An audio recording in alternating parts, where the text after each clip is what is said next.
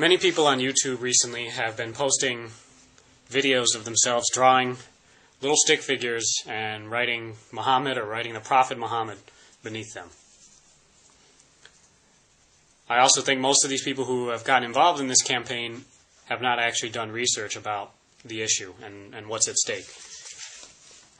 Now, what happened was in mid to late April, Comedy Central censored an episode of South Park in which the Prophet Muhammad appeared, or didn't appear, whatever you want to call it. The mainstream media painted it as Islam versus free speech, Muslims versus the right of the South Park creators to do and say whatever they want. As part of this portrayal, the media cited a blog post by Revolution Muslim in which they warned the creators of South Park to be careful how they portray the Prophet Muhammad, because people have been killed over this kind of thing in the past, specifically Theo Van Gogh, and they mentioned him in the blog post. I'll be posting a link to the actual text of the blog post, so people can read it for themselves and make up their own minds. But the media basically said that Revolution Muslim was posting threats to the creators of South Park, or that Revolution Muslim was inciting violence against the creators of South Park. Nothing could be further from the truth. Please read the blog post and make up your own mind.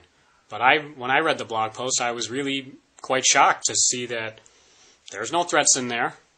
They're actually warning the creators of South Park about things that could happen to them as a result of other people's intolerance, and not Revolution Muslims' intolerance. And the fact that this was taken as a Revolution Muslim issues death threat or fatwa against South Park creators says a lot. It says that we have a real problem in this country and on YouTube. The problem is racism.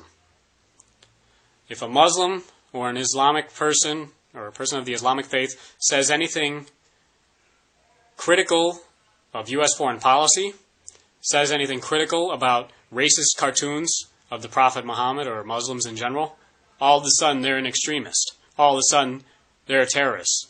All of a sudden people want to know what they think about 9/11. If you don't believe me, check out Dawa Films' channel page. Check out his videos, his video debates with Thunderfoot. Check out the hundreds and hundreds of hate-filled racist comments he's gotten. Not Thunderfoot. Dawa Films has actually been forced to defend himself from baseless attacks, to respond to straw man arguments, and to respond to deliberate misrepresentations of him and his position.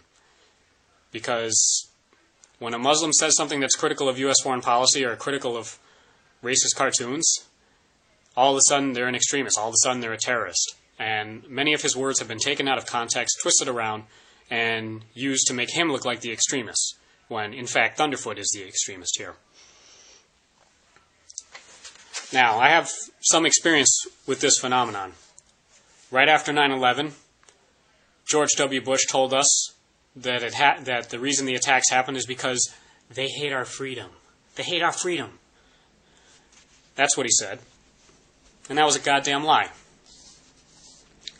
But it produced a profound effect in this country. If you're a Muslim after 9/11, you lived in fear. And the Muslim community came under heavy federal surveillance.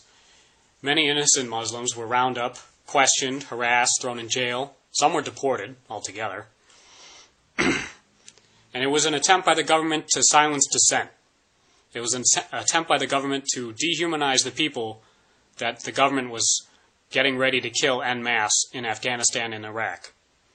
That's what was going on. And on September 12, 2001, I'm very proud to say, I began handing out leaflets that said, "Don't turn tragedy into war." And eventually I ended up organizing an anti-war group on my conservative/right-wing college campus. Now, when I started handing out these flyers, people accused me of being a terrorist. People accused me of being an extremist. I'm not even a Muslim. I'm an atheist.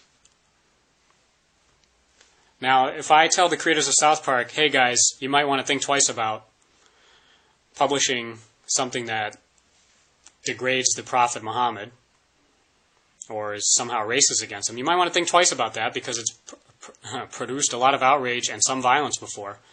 that doesn't make me an extremist. That means I'm actually looking out for the people creating South Park. Furthermore, the decision to censor the cartoon was not Revolution Muslims. It was Comedy Central's. It was Viacom's. If you have a problem with censorship, take it up with them. Why are people attacking Islam? Why are people attacking Muslims when it was Viacom's board of directors or editorial and directors and producers of the South Park show who made that call? Unless they're Muslim, and I don't think that they are, Islam really has very little to do with this.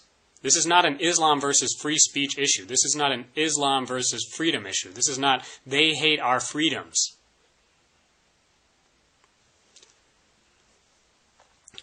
Many newspapers, when they covered the story, brought up the fact that Muslims all over the world, in Iran, Lebanon, Syria, Iraq, Palestine, all over Western Europe, and in the United States, protested against a Danish newspaper cartoon in 2005.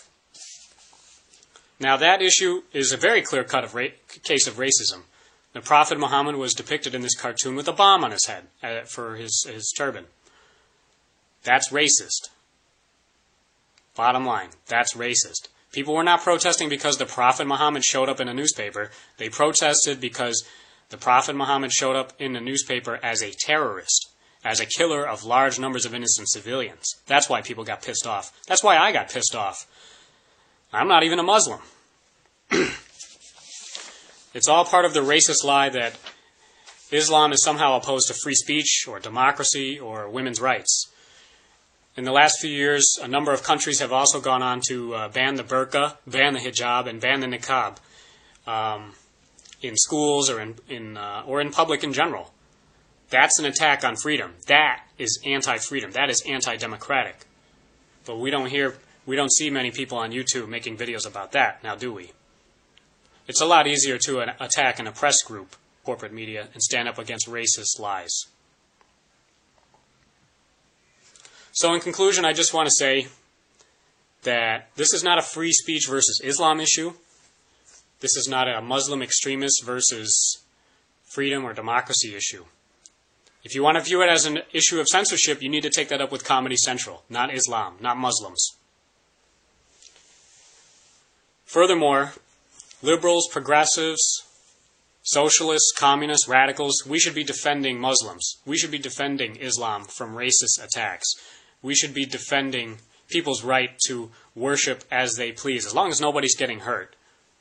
As long as nobody's getting hurt, why are niqabs and hijabs and burqas being banned? Why are we taking away women's right to practice their own religion? Because it's Islam.